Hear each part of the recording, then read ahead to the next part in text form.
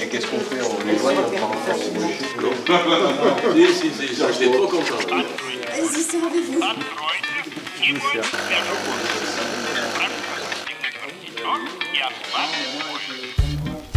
Ноги соедините, руки опустите.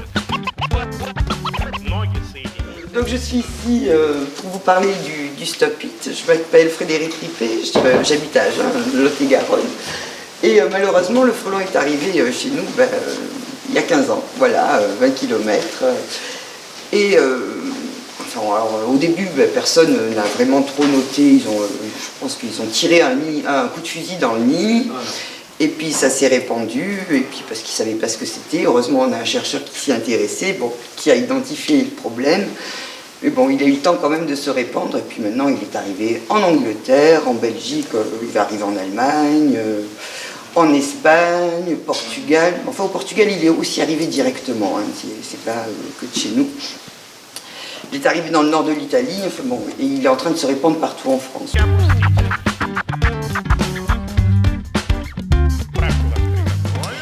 Donc, comment lutter contre le frelon asiatique? Alors, bien sûr, il faut piéger au printemps. Hein, ça, clairement. Piéger les fondatrices. Après, une fois que le nid s'est développé et tout, on peut mettre tous les pièges qu'on veut. On a toujours une quantité de frelons devant notre ruche. Ils viennent, c'est le garde-manger, c'est facile, c'est pratique. Donc moi, c'est pour ça que j'ai conçu le Stop It. Parce que le but est d'éloigner le danger, la pression de l'entrée de la ruche.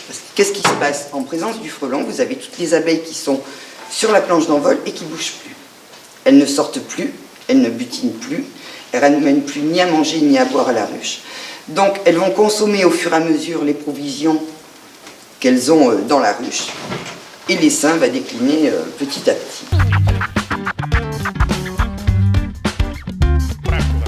Donc pour réduire cette pression, parce que comme je dis, le piégeage est utile, hein, pendant la saison, on peut piéger, mais il y a tellement de frelons qu'ils reviennent toujours sur les ruches.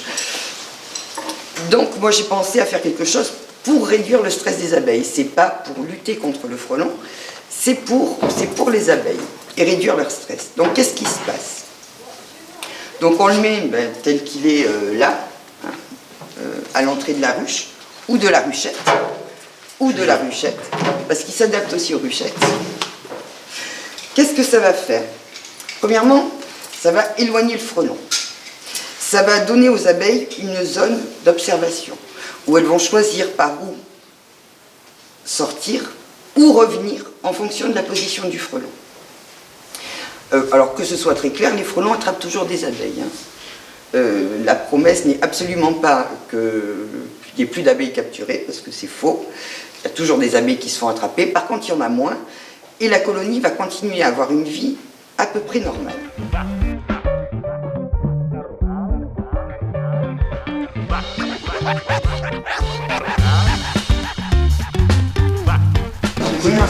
Bien sûr. Je sais même pas une vision. Pas du tout, on est. Ah non, et puis c'est pas anodin. C'est pas anodin, c'est que là, on a des hivers.